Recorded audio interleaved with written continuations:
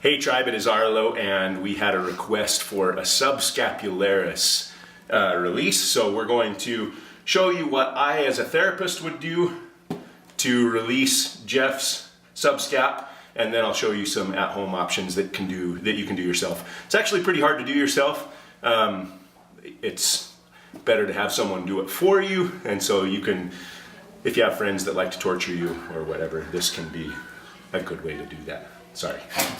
Don't worry. Yeah. So subscapularis is one of the rotator cuff muscles. It sits right on the inside of the shoulder blade, so we reach it through the front. And so if Jeff is here, it's kind of hard to get to. As he brings his arm up, the scapula, the shoulder blade, wings out a little bit, and then we can access the front of it by going right along his ribs. First, we'll just check his range of motion, because this is typically, when you have range of motion, a lot of times it's being restricted by subscap and that. So we'll just have him lower there, and it's not too bad. It doesn't quite rest on the floor. Hopefully when we're done, you'll see that it will, and that starts to raise up through here. So a little bit of limited range of motion, so subscap release would be great for Jeff, so we're gonna do it. So as a therapist, if I have somebody skinny, I'll use my fingers and I find the ribs and I go right down.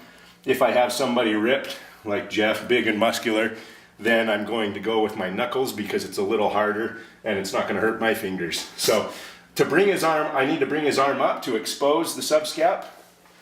Then I'm going to slide my knuckles right along his ribs, and there I'm resting right on the shoulder blade, on the front side of the shoulder blade. I'm going to keep pressure there and move his arm back.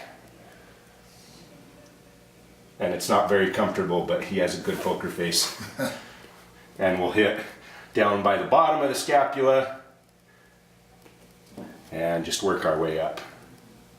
So applying pressure, moving the arm.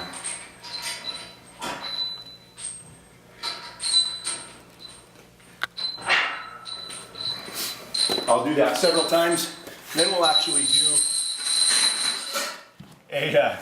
a PNF stretch too, not necessarily for the subscap, but more the serratus and the obliques and the lat right down here. I'm going to dig in with my fingers. I'm going to anchor with my hand here to prevent him from pulling his arm down, and I'm going to have him pull his arm toward his side. So elbow toward your side, pull down. I'm just going to resist and relax, and we're going to stretch it a little farther. I'm just kind of feeling for where it feels restricted. So right there, pull down and relax. And one more time, pull down and relax. So that's what I would do as a therapist. Now we'll raise his arm, bring it back a little more. And it's a little lower, sitting on the ground there, still raising a little here. We could address that with a little more treatment, but the main issue was the subscap release. So again, from here, with his arm up, it exposes the scapula. We come over to the ribs and straight down from there to hit the subscap. Now we will show you a couple variations of how you can do that on your own. Thank you, Jeff. I will take over the bottom position with a few tools. So you can move now if you want. Thank you. Mm-hmm. So there's a couple of different items I can do this on myself. It's hard, again, to do with yourself. Sometimes I use just my fingers. Again, I need to put my arm in position. If I pull it across a little bit, it exposes the subscap and I can dig in there. And then I can lower back. It's hard to get enough pressure with your own arm over the top, so you can use various items with narrow points. The stick works well, so I'm going to expose subscap, come right along my ribs, dig in, and now I can apply pressure down to release my subscap. Same thing, I'll work all along the scapula. So the stick works well. A theracane works fairly well. This slips a little more because the point is rounded, but it's still a viable option.